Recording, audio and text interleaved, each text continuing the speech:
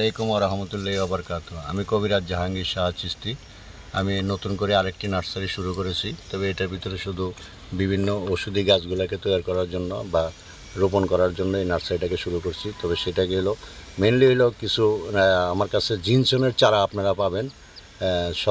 সব ভাইদের জন্য আমি জিনসনের চারাগুলোকে তুলে ধরছি, এখন আপনাদের সামনে দেখবেন। আর সেটাকে আমি রোপণ করতেছি এবং চারা বিস্তারিত করতেছি।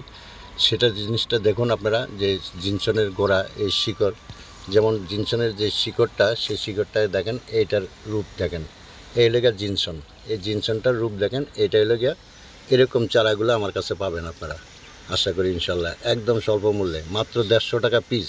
অন্য জায়গায় কত বিক্রি করে তা জানি না, তবে আমার কাছে এই যে জিনসন দেখেন, এই চারাগুলো আমি রোপণ করতেছি। এই ধরনের চারাগুলো আমার কাছে পাবেন আপনারা 150 টাকা মাত্র। আমার ঠিকানা হলো গিয়ে কাউন্দিয়া বাজার, ডিয়াবাড়ি ঘাট, ঢাকা মিরপুর 1 নম্বর। ঠিক আছে, আমার ফোন নাম্বার দেওয়া আছে স্ক্রিনে। আমার সাথে যোগাযোগ করলে অবশ্যই আপনারা এই স্বল্প মূল্যে আমার এই চারাগুলো সংগ্রহ করতে পারবেন। আরও বড় বড় শিকড় আছে, বড় বড় গাছ আছে আমার কাছে। তাই আমি এই ছোটো যেই গাছগুলোকে, চারাগুলোকে রোপণ করতেছি এখন বর্তমানে বিক্রি করার জন্য, সেটাকে আমি তুলে ধরছি এবং সেটাকে আমি দেখাচ্ছি। এই অবস্থায় আছে, এই যে শুরু হয়েছে, যেমন মনে করেন এই গাছটি কী রূপ এবং কী আছে সেটা দেখেন। এবং এই চায়না এবং কোরিয়া দুইটাই আমার কাছে আছে, ইনশাল্লাহ আমার কাছ থেকে পাবেন আপনারা। আশা করি প্রতিটি ভাইদের জন্য, এইটা যে শুধু সেক্সের কাজ করে তা না, এটা প্রতিটি মানুষই খেতে পারে। এটা রক্ত সচ্ছলতা রাখে এবং শরীরের বিভিন্ন রোগের থেকে আল্লাহ রব্বুল আলামিন মুক্ত রাখে। এই জিনিসটা খাইলে সবসময় এটার জন্য মানুষের জন্য ভালো, উপকারিত। দেখেন, দেখলেই আপনারা বুঝতে পারবেন। এটা আবার খায়া দেখেন যে কীরকম আপনাদের কাজ করে এবং কাজে আসে, সেই জিনিসগুলো দেখেন। এই যে আমি দেখাচ্ছি, এই চারাগুলো এখন আমি রোপণ করবো ইনশাল্লাহ আপনাদের জন্য।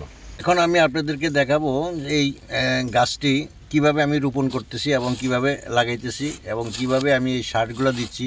এগুলো জৈব সার মিক্স করেছি আমি মাটির সাথে, এবং মাটির সাথে মিক্স করে আমি গাছটিকে কিভাবে বসাবো এবং সেভাবে কিভাবে আপনারা চারা নিয়ে রাখবেন, টপে নিয়ে রাখবেন বা বাড়ির আনাচে কানাচে নিয়ে রাখবেন, ছাদে নিয়ে রাখবেন, বারান্দায় নিয়ে রাখবেন, কোনো সমস্যা নাই। যে কোনো জায়গায় আপনারা এটাকে নিয়ে রাখতে পারেন। এটাতে ফুল, একদিকে ফুলের সৌন্দর্য, আরেকদিকে আপনাদের শারীরিক দুর্বলতা বা শারীরিক সমস্যাকে সমাধান করবে ইনশাল্লাহ আল্লাহর রহমতে। এটাকে দেখেন, আমি এখন লাগাচ্ছি আপনাদের একটি গাছ। সেই গাছটিকে দেখেন, এই যে এই গাছটিকে আমি রোপণ করব। এই গাছটি আমি এখানে বসাইলাম, বসানোর পরে ওটার ভিতরে কিছু মাটি দেওয়া আছে, আবার কিছু মাটি আমি এখানে জৈব সার সহকারে মিক্স করলাম, মিক্স করে এটাকে দিচ্ছি।